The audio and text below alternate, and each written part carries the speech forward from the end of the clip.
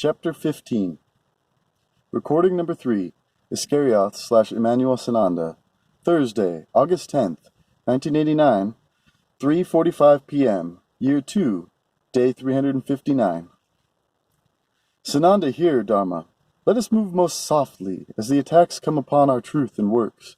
Ones do not know of that which they do, and have no concept of those things which they utter. Man takes everything from context and expects to make sense of it. Further, 2,000 years of untruth are not exchanged for truth in a day. You become incensed for perceived insult unto me. Nay, child, there are no insults unto me, only foolishness on the part of those who speak without wisdom and knowledge.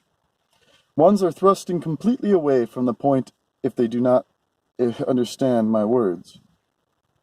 It is most apparent that if the one under discussion feels my messages too verbose, he had better carefully consider his own dissertations as to content and verbosity.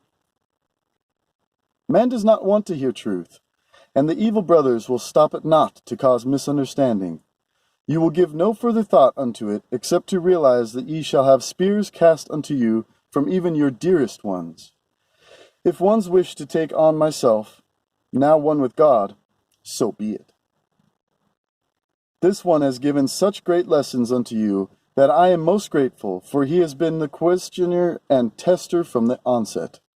I treasure this man and cherish his input, for he causes you to go within and confront thy own belief and truth and cast it into cement, where it must be foundationed in order for us to do our work in perfection.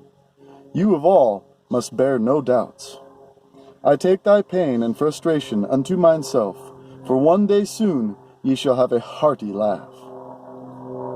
It is that the one in discussion is searching for truth of Immanuel and somehow correlates it to the stories perpetuated about Jesus in the false doctrines.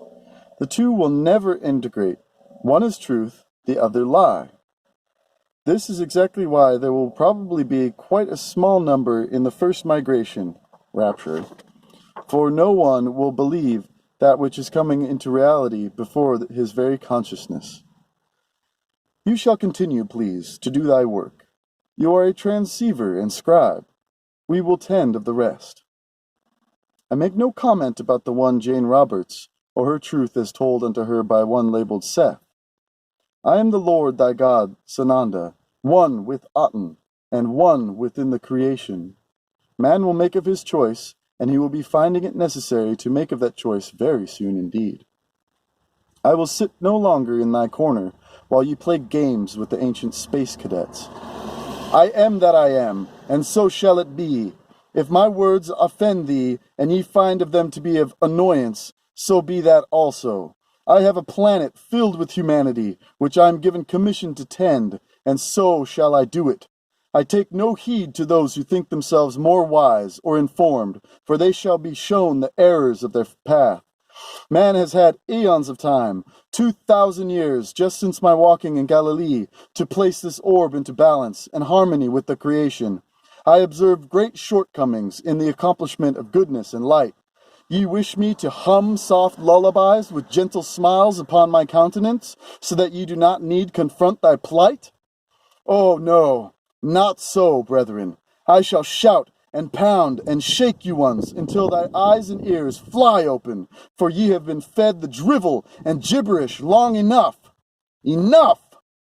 Nay, do not remove this from the text, for it is excellent example. You ones have absolutely no comprehension regarding that which ye are about. I hold you close, little sparrow, for I feel your wounds and see that you cannot separate from mine own pain. Oh, thus is the path, dear ones. Thus is the path of truth. Let us return to the scrolls that we might get this transcription finished. Leave these messages intact, for we will print the pages exactly as they are dictated unto you. Ye must grow, child, and it is through adversity that ye grow the strongest. So be it, for it is not thy burden to carry, and it cannot be thrust upon you if you refuse to accept of it. Blessings and peace. Judas here to continue. Let us move on, for ye will not break nor hardly bend, Dharma. Just as Peter, ye have felt the nails and the fire, and a few chiding words are not. Nothing. Zero. 0. The suicide of Judah Ahariah. Among the counselors who wanted to kill Immanuel was the traitor Judah Ahariah.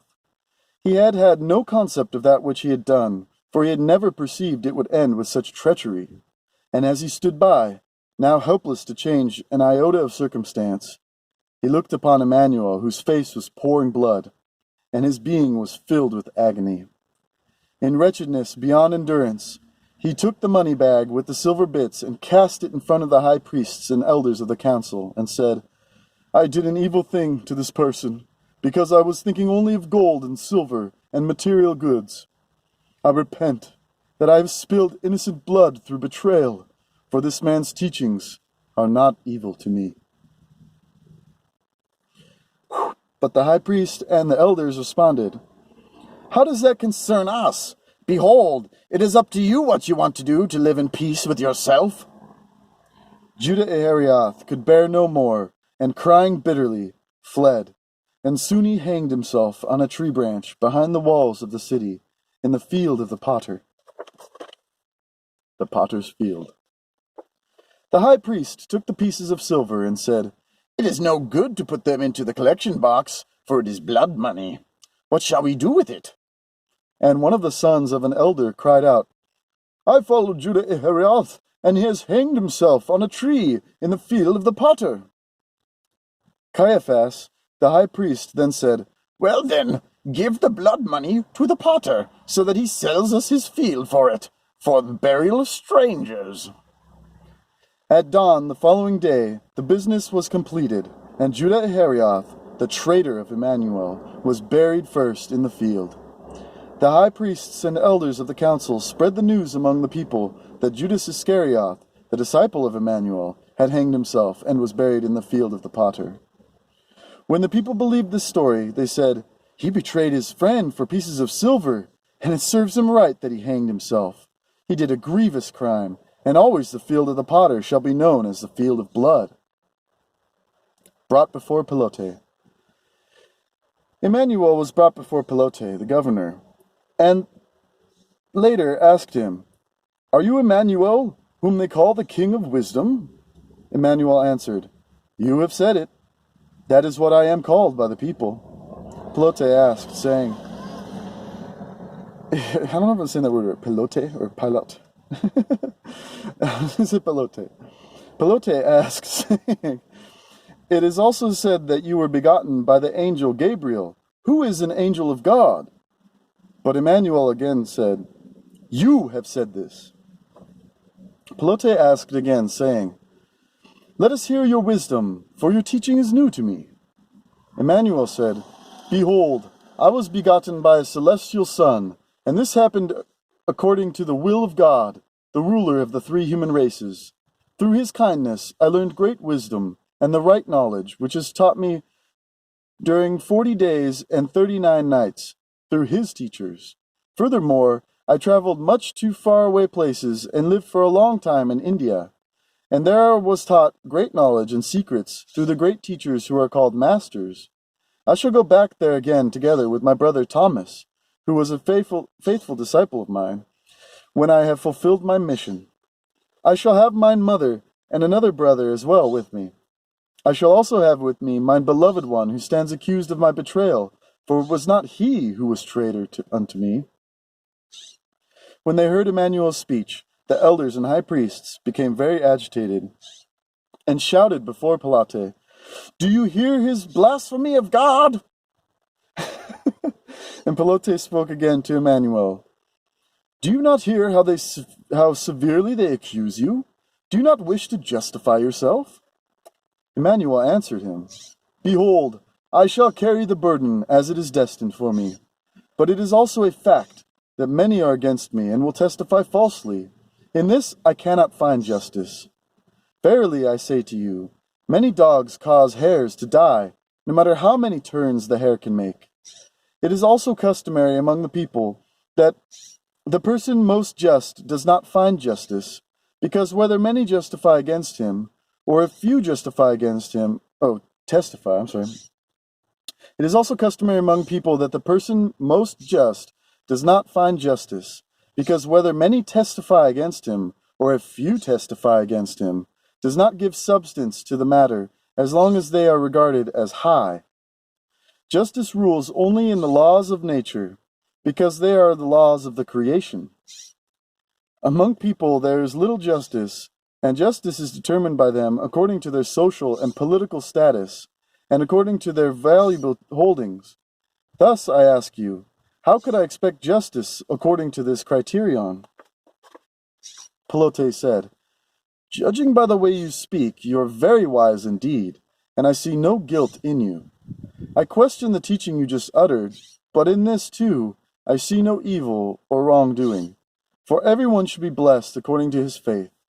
But since you have said nothing regarding your innocence, which would counter the denunciation of the high priests and elders, I see nothing good for you. Their will is my command, and that which I must obey. Immanuel did not answer him, and the governor was very much surprised. Barabbas released. At the time of Easter, the governor, Pelote, was accustomed to releasing one of the prisoners from among those who were up for sentencing. It was always decided by the people, whomever they wanted, with the exception of one who was guilty of murder or a death with intent. At this particular time, he had a prisoner named Barabbas, and when the people were gathered, Pelote spoke to them, Which one do you want me to release? Barabbas, the criminal, or Immanuel, of whom it is said that he is a king of wisdom and the son of an angel? But he knew that the priests and elders had persuaded the people by giving them copper, gold, and silver, so that they would ask for the release of Barabbas. He knew very well that they had turned Immanuel over because of envy and hatred, for his teachings were liked by the people. Pelote's wife also pressed him, Do not have any dealings with this just man, because today I suffered greatly in my dreams on account of him, and find his teachings are good. Therefore he was favorably inclined toward Immanuel. But among the people rose much shouting and confusion, and he asked a second time, Which one shall I release? Slowly the shouting subsided, and the governor asked a third time, Which one of these two shall be released? The people shouted and screamed, You shall release Barabbas! Pelote asked of them, Thus it shall be. But what shall I do with him, of whom it is said that he is Immanuel, a king of wisdom? The people roared, Crucify him! Let him be crucified! Pelote was not willing to accept such a penalty, and asked very angrily, What evil thing do you perceive this man has done, that you want him to be crucified? He only taught a new doctrine, and for this he shall suffer death? But the people continued to shout all the louder, Let him be crucified! Let him be crucified! Pelote washes his hands.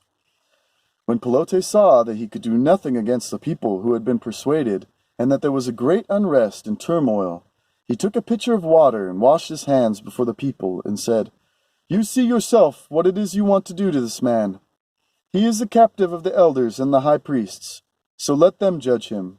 I have nothing to do with this just man, for I am innocent in regard to him, and wash my hands before you in innocence. Then the people agitated, and the crowd boiled in confusion, and continued to shout, He shall be crucified! He shall be crucified! Pelote turned Immanuel over to the high priests and the elders, and released Barabbas to the people. The high priests and elders had Immanuel whipped, and handed him over so that he would be crucified. The soldiers of the governor agreed with the priests and elders and dragged Immanuel into the courthouse. They also brought as many of the crowd inside as space allowed. They pulled his clothes from him and put a purple coat on him. They also made a wreath of thorns and put it on his head, gave him a cane and to his right hand, bent their knees before him and said, We greet you, you great king of wisdom of the Jews. And they spit upon him, took the cane from his hand, and beat him on the head until his blood ran over his face and filled his eyes. When he was miserable and bleeding, Caiaphas, the high priest, asked, saying, So what are you going to do now, you great king of wisdom? Muhammad prophesied. Immanuel was silent. And they hit him again on the head, and he moaned in pain and started to speak. Verily I say to you, as you beat and mock me, you too shall be beaten and mocked. The time will come in 5 times 100 years, when you shall have to atone for this day. A new man will rise up in this land and whip and persecute you, and you shall have to pay with your blood. He will create a new cult and have people call him a prophet, and he shall persecute you throughout all times. Even though he will be a false prophet and bring you a new false doctrine, he has great power and will have your race persecuted throughout all time to come. His name will be Muhammad, and his name will be, for your kind, horror, misery, and death, which will be of your deserving. Verily, verily, I say to you, his name will be written with blood, and his hatred against your kind will be endless. But since he will be a false prophet and bring you a false doctrine, so will his cult eventually be finished, when your kind and his kind will put down the foundation for a bloody ending for this world. These words caused such fury that they got extremely excited and beat him so brutally that Immanuel collapsed. When he had aroused somewhat, they pulled the purple coat from him and put his own garments back on his body and led him away to crucify him. Dharma, let us leave for this day. Let us leave this for this day. I request that you pull forth the writing of Thursday, August 3rd, 1989, 7 a.m., Year 2, Day 352, and print it in full as the next segment. It is much more suitable that Gabriel tell that portion than myself. I will leave my blessings upon you, dear friends. May our petitions of truth fall into the ears of hearing ones, and an understanding vision unto the seeing eyes. So be it, and Salah. I take my leave. I am Judas Iscariot. May the truth of these words be recognized. Chapter 16, recording number 1, Iscariot/Immanuel Sananda. Friday, August 11th, 1989, 7 a.m., Year 2, Day 360. Please utilize the portion of Gabriel of Year 2, Day 352. It is most suitable that this one speak of the crucifixion. Sananda, Immanuel, and Judas Iscariot present and awaiting your preparation. Please go to the other recorder, that we might pen a letter to your paper regarding thy local judge, Jason Brent. So be it. Credit should be given in a public manner when credit is due. This one has given no more justice than did Immanuel receive at the hands of the courts. Only the property in dispute is of difference. Justice is justice, and it is just that he receive attention in this, a book that will go forth throughout the world. These are the reasons, precious ones, that thy world is in total corruption and decay. Recording number 1, Gabriel. Thursday, August 3rd, 1989, 7 a.m., Year 2, Day 352. Gabriel tells of the crucifixion. I come this day that I might notarize myself. I am Gabriel of the archangelic realms of light. I come in that it is easier to speak objectively as observer than as participant.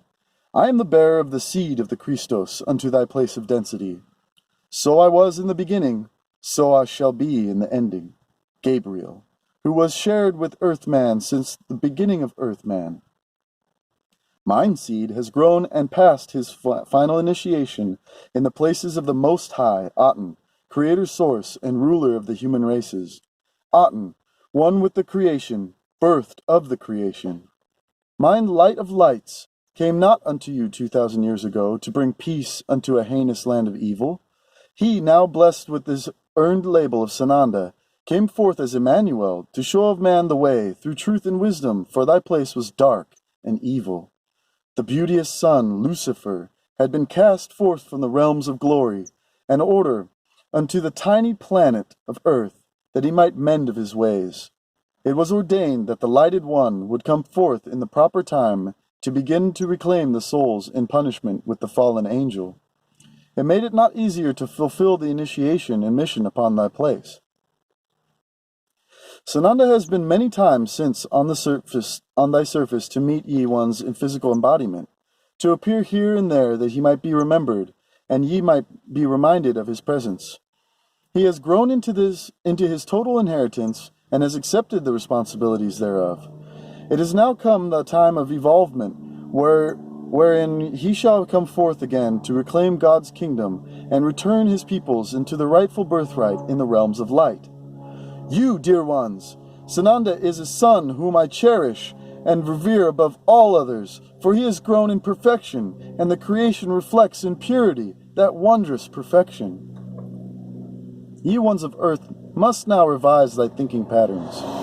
This beloved of beloved Christ Masters has undergone his final initiation, and with it comes a new title, little ones. Ye shall accept and know him as Sananda. He is the director of the new dispensation. Ye have passed from under the old law, just as those of the ancient times of the law of Moses passed into the newness with the birthing of Isu Jesus Immanuel. Ye have reached thy own fulfillment of the prophecies and closing of a cycle of experience of a planet and its peoples. These laws have been in the revealing for some years of thy counting, and few have accepted them. It is now time that they come forth in mass projection, that man can have access to intelligent choices about his soul placement. Ask of no man his opinion. It opens the door for the sinister forces. Keep your own counsel. Seek the light, and you shall find therein all which you have asked and that which you have sought. If ye ask in the name of the lighted ones, ye shall receive thy truth and confirmation.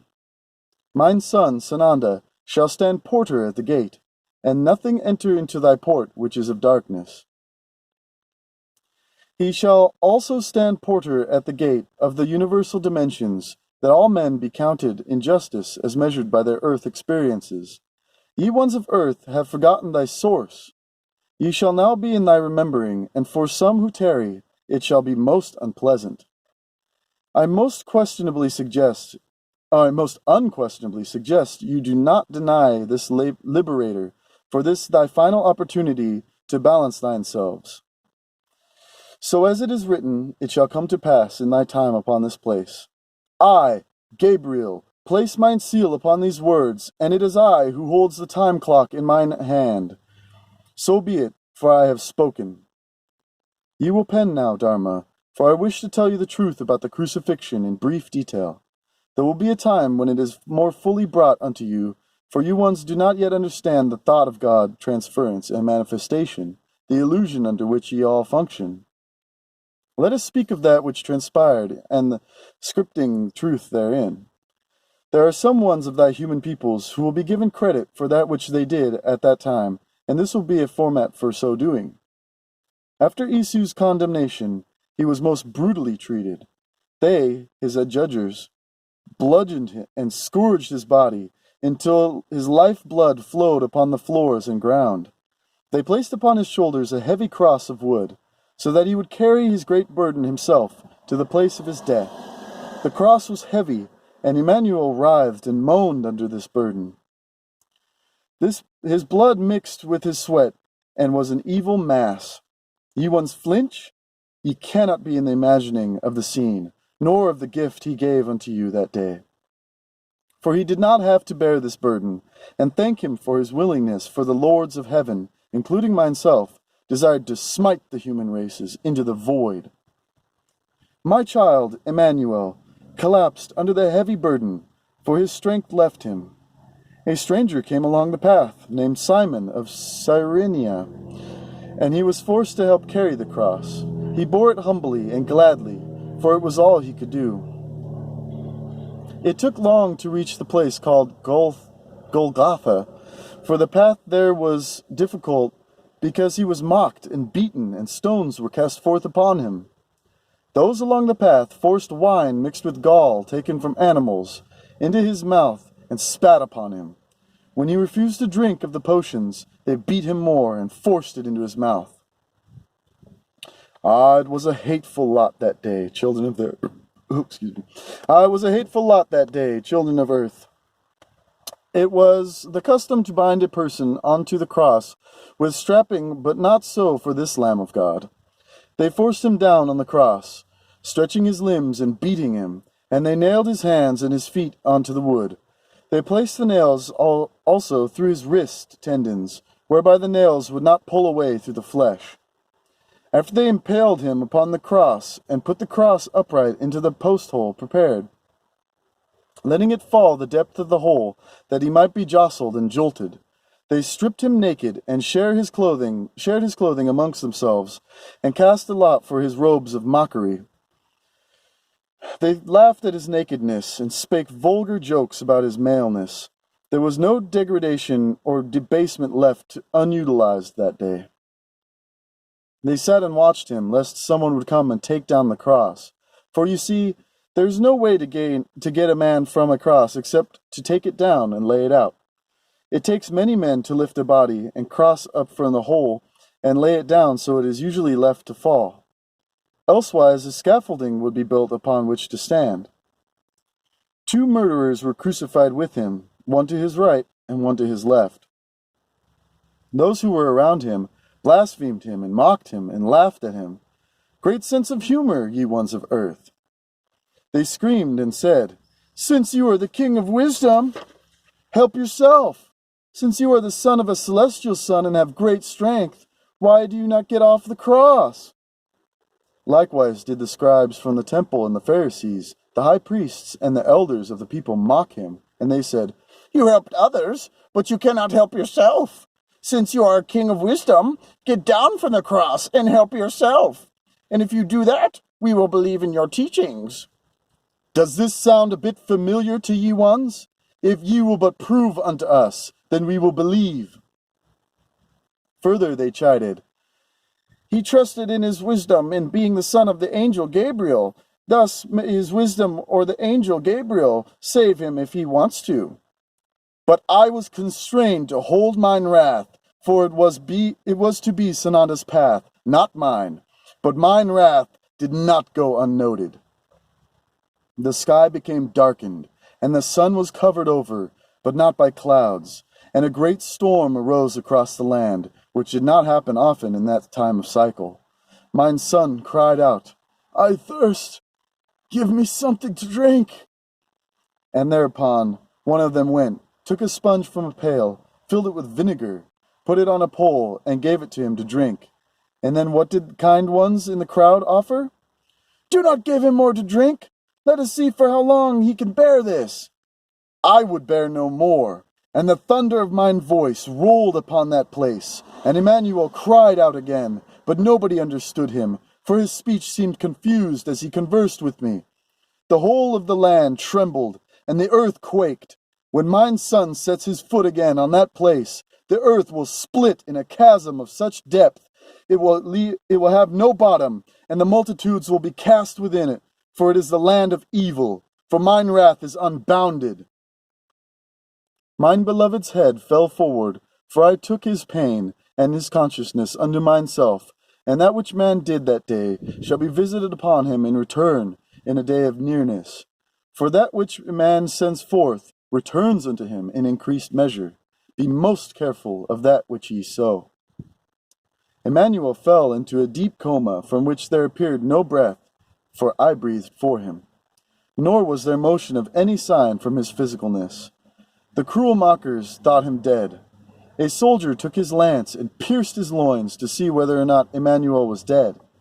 From the wound came blood mixed with water, as is the case in a person who is dead or half dead from blood stagnation in a hanging stance.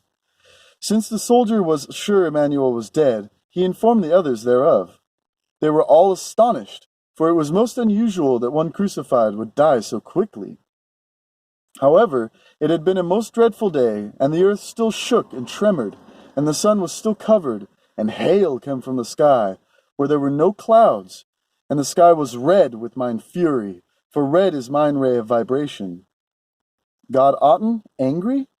O ones, ye shall soon be in the finding out just how angry. Ye ones of ours are no different. The heavens weep and boil when we are troubled and injured. All is marked into the records upon which man will stand in judge of self. All. Man will pray for death, and will not be granted unto him, for he will face his crimes against the laws of creation. Within the crowd were also women and others who watched from the distance, for they were followers of Immanuel, and had served him, and they had come unto Galilee to stand with him. Among them was Mary, the mother of Immanuel, and Mary Magdalene, and others who cared greatly for this peaceful man of perfection. When the mass of people went away, they came to him, knelt before the cross, and cried bitterly, for they too thought Immanuel dead. However, among them was one man, Joseph of Arimathea, who was a follower of Immanuel. He watched Immanuel closely, and knew Immanuel was only deeply comatose, for I spoke unto him. He told no one. He went quickly into the city, and to Pilote, and asked for the body of Immanuel, so that he could bury him. Pilote ordered that Immanuel's body was to be turned over to Joseph, for he wanted the entire circumstance quieted. Many then came with Joseph, and they gently took Immanuel off the cross, and Joseph wrapped the body into a pure flaxen shroud, which he had prepared prior, and which would ultimately reflect the image of Immanuel. Then Joseph and those with him carried the body of Immanuel the long way to Jerusalem, and placed him outside of the city into his own tomb, which he had cut into a rock for his own burial place. He then had rolled a large rounded rock in front of the door of the tomb, and went away, in order to obtain some medicine in order to nurse Immanuel. But the entrance was put under guard by soldiers and Immanuel's mother, Mary, lest anyone go in and steal the body. Joseph of Arimathea searched and found Immanuel's friends from India, and went back with them to the tomb. They went to Immanuel through a second entrance, which was a secret passage, and nursed him for 3 days and 3 nights, so that he was soon somewhat recovered, that he would have strength restored. The tomb remained in guarded state, for the priests and the Pharisees had gone to Pilote, saying, "Lord, we considered that this crazy man said when he was still alive, 'I shall return after 3 days and 3 nights and rise, for I shall only be in a languor. Therefore, please continue the guard for the full time, lest the last deception may not be worse than the first ones.'" Pilote was most willing to grant such a request, for the incident was most distressing to him, and he wanted it all behind him. The soldiers then went to the tomb, and sealed the rock which had been placed in the opening. They knew not, however, of the second opening, so assistance could go and come from the secret entrance without being seen. On the 3rd day, Immanuel was strong enough to stand and walk. Easter was past, and the first day of the week had come, and 3 days and 3 nights, 3 days and nights had also passed, after which Immanuel had said that he would live again after his apparent death. And behold, a great thunder arose in the air, and a radiant light came down from the sky and landed, not far from the tomb, on the earth. I had come to claim my son. I went to the tomb, and the soldiers moved aside, for they were terrified. But I raised my hand against them and struck them with lightning currents, one following the other. They were stunned and fell onto the ground, and were unconscious for a long time. Then I went to the tomb, rolled the stone away from the door, and said to Blessed Mary, mother of Immanuel, and Mary Magdalene, "Do not be afraid. I know that you are seeking and tending of Immanuel who was crucified." But I told them he was not there, for he lived, and I showed unto them the place where he had lain. I waited upon mine son, and counseled with him, for mine pain and anger were still most great. I told these beloved ones who stood watch, that Immanuel would walk before them to Galilee, and there they would see him. They were filled with confusion, for they thought him dead, and were distressed at the empty tomb. I told them to look not for the living among the dead, and to go forth to tell the disciples. I warned them to tell none other. They told no other, but the soldiers roused and were surprised at what had happened, and left hurriedly to go into the city, and spread the news of what had happened. They came to the high priests and the elders of the council, to have a secret meeting, so that they would know what to lie unto the people. The soldiers were given a large sum of money to keep them silent, and were told to tell the people that Immanuel's disciples had come at night, and had taken his body. The soldiers took the money, and did as requested. Mary and Mary Magdalene went away, and did as I had told them, and again they were visited by an etheric being they considered to be me. Mary went to the guardian angel, being, who wore a brilliant white garment, and was radiant in aspect, and reached forth to grasp his hand. But he stepped back and explained that he was different in kind than them, and his garment was a protection against the world atmosphere and contamination. He further told them that if they persisted and touched him, that they would be consumed by fire, for he was energy form. They were gently told to go their way and do as instructed. As they went their way, they met Peter and another disciple and told them what had transpired. Peter and the other disciple rushed to the tomb and found another of the disciples already there. They looked within and saw the shrouds neatly laying on the ground, and the first disciple was filled with fear and did not wish to go within the tomb. Peter came forth and went into the tomb and found everything like the disciple had seen. The shrouds were carefully folded and placed on the ground. Also there was the shroud which now bore the imprint of Immanuel's features and body. Also there were the salves and herb, among with some figures of clay, which were quite strange in appearance, the men never having seen such before. Peter and the other two disciples left the tomb after tending the remnants in security, and returned to the city to gather with the remaining disciples. Dharma, it is quite enough for you this day, Chela, for truth is difficult after thousands of years, to change from fiction into fact. Ye ones who dare to scribe of truth are revered and cherished, and we will stand guard of thee, that ye fear not. I place mine seal upon this truth, that man may come to know. The records will be set to right, that the history show accurately, for ye are in thy beginning times. So be it, for as it is written in the heavens, so shall it come to pass upon thy place. All those things of the prophecies will be in the passing. And this is that ye ones of the light shall be in the safety of our wings of light. I sanction these words in truth, and I hereby place mine holy benediction. I am that I am. I am Gabriel, of the hierarchy of the holy lighted angelic realms. I come forth that ye know of mine son, Sananda, in the light of the one God of the creation.